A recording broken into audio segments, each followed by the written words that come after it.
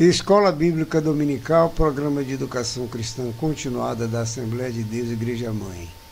Revista Timóteo e Tito, servos de Deus e servos da Igreja. Nossa lição é a número 14, Tito 3, servindo com respeito e boas obras.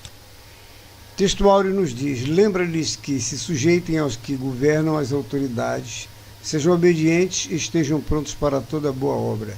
Tito, capítulo 3, versículo 1. A verdade prática nos diz: devemos observar com cuidado o modo como nos portamos diante do mundo. A leitura bíblica em classe está em Tito, no capítulo 2, dos versículos 1 ao 6. Lembra-lhes que se sujeitem aos que governam, às autoridades, sejam obedientes, estejam prontos para toda boa obra. Não difamem a ninguém, nem sejam altercadores, mas cordatos, dando provas de toda cortesia para com todos os homens. Pois nós também outrora éramos nécios, desobedientes, desgarrados, escravos de toda sorte de paixões e prazeres, vivendo em malícia e inveja, odiosos e odiando-nos uns aos outros. Quando, porém, se manifestou a benignidade de Deus, nosso Salvador, e o seu amor para com todos, não por obras de justiça praticadas por nós, mas segundo sua misericórdia, ele nos salvou mediante o lavar regenerador e renovador do Espírito Santo. A nossa introdução diz: o Império Romano via os cristãos com suspeita, pois sua conduta era muito diferente e realizavam cultos particulares devido à perseguição que sofriam. Assim era importante que fossem bons cidadãos, sem abrir mão de nenhum dos princípios da fé cristã, por menores que fossem. Primeira parte: deveres sociais. 1. Respeito às autoridades. Duas coisas são exigidas do cristão em relação às autoridades. Em primeiro lugar, obediência. Isso porque aqueles que governam são autoridades constituídas pelo próprio Deus e devem ser respeitados e obedecidos por isso. Portanto, a obediência civil é responsabilidade do cristão, uma vez que resistir à autoridade é insurgir-se contra o próprio Deus que a constituiu. Muitas tensões sociais e políticas pairavam sobre a ilha de Creta. Paulo já havia destacado a atitude insubordinada dos cretenses. Agora Tito deveria orientar os cristãos a serem submissos aos seus governantes. A obediência civil, porém, tem limite.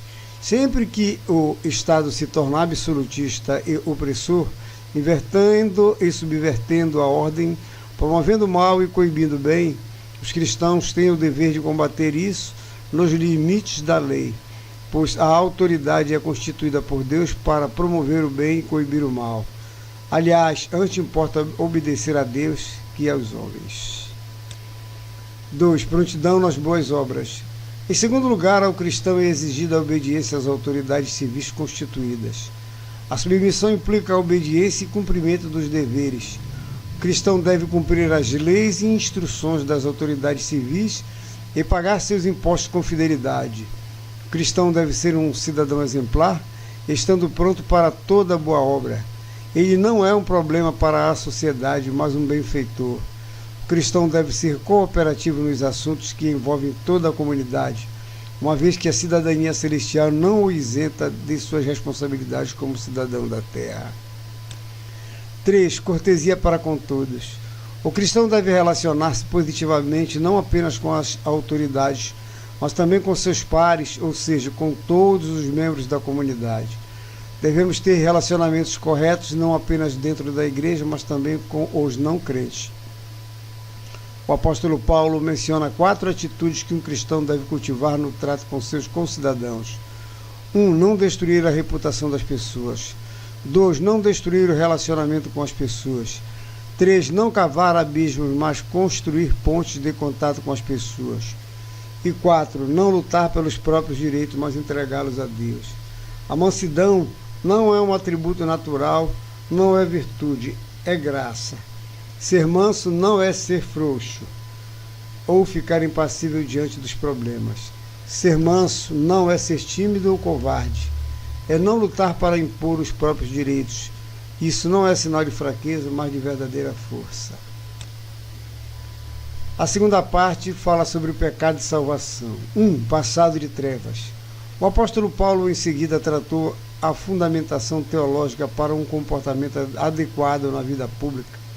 A nossa correta relação com as autoridades e com as demais pessoas é consequência da nossa correta relação com Deus. A obra de Deus por nós e em nós pavimenta o caminho para a obra de Deus por nosso intermédio. O pecado atingiu todas as nossas faculdades, razão, emoção e vontade. Estávamos perdidos e condenados. Os convertidos ao cristianismo não eram melhores que seus semelhantes pagãos. A retidão cristã não nos torna orgulhosos, mas agradecidos, porque éramos escravos de toda sorte de paixões e prazeres, até que Cristo nos resgatou.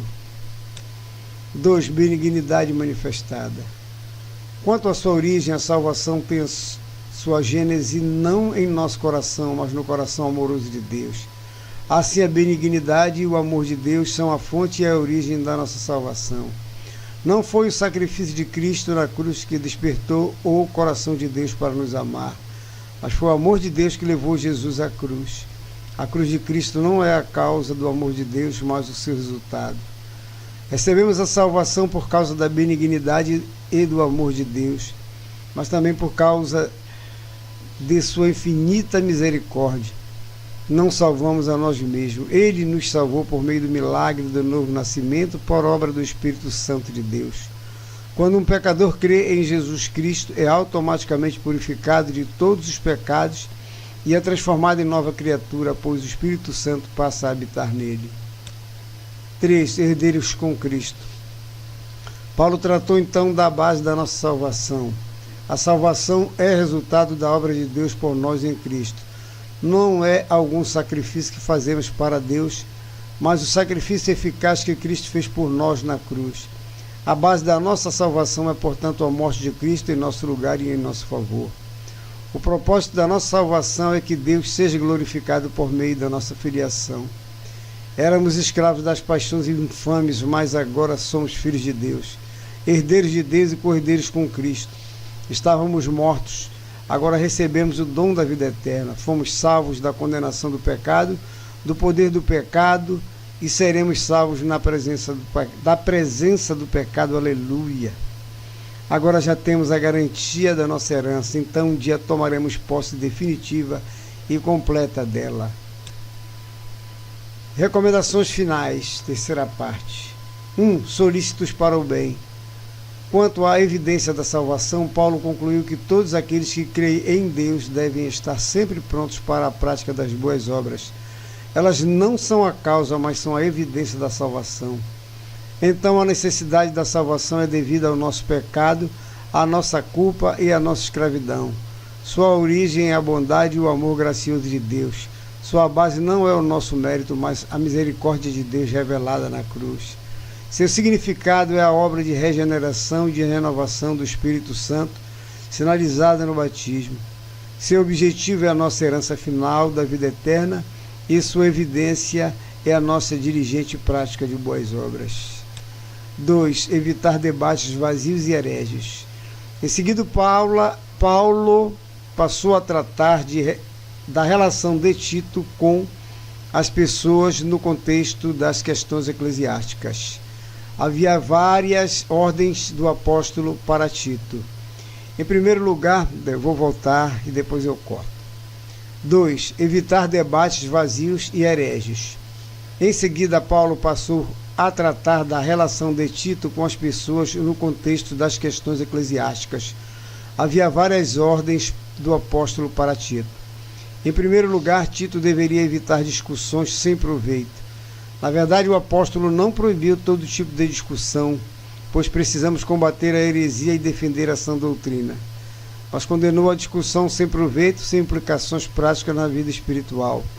Não podemos perder o foco desviando-nos da obra para gastarmos nossa energia com conversas inúteis. Em segundo lugar, ele deveria disciplinar as pessoas dedicadas à heresia e divisão na igreja. Tito deveria evitar pessoas que gostavam de criar partidos dentro da igreja e semear a heresia e a discórdia. Com isso, Paulo disse que devemos ter limites em nossa relação com as pessoas dedicadas à heresia. 3. Bons amigos e boas obras. Paulo estava sinalizando uma troca de obreiros, enviando Ártemas ou Tíquico para possivelmente substituir Tito em Creta. As igrejas da ilha de Creta não podiam ficar sem uma sólida liderança espiritual. Tito não deveria se ausentar da ilha senão depois que o seu substituto chegasse. Logo, porém, que esse obreiro chegasse, Tito deveria encontrar-se com Paulo em Nicópolis, pois era sua intenção passar ali o inverno. Depois, Tito deveria caminhar Zenas e Apolo, provendo de donativos e recursos esses dois obreiros na obra itinerante que estavam realizando. Ponto. Ele deveria também estimular os crentes à prática das boas obras e o amor fraternal. Paulo terminou essa pequena carta pastoral clamando a graça de Deus sobre todos os crentes, para todos os membros das igrejas cretenses e para todos os que posteriormente leriam a sua carta, inclusive nós hoje.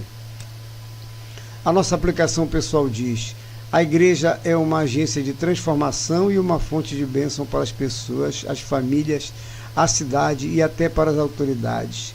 Ela vive e proclama a mensagem de esperança, de paz e de vida eterna enquanto aguarda o céu. Aleluia!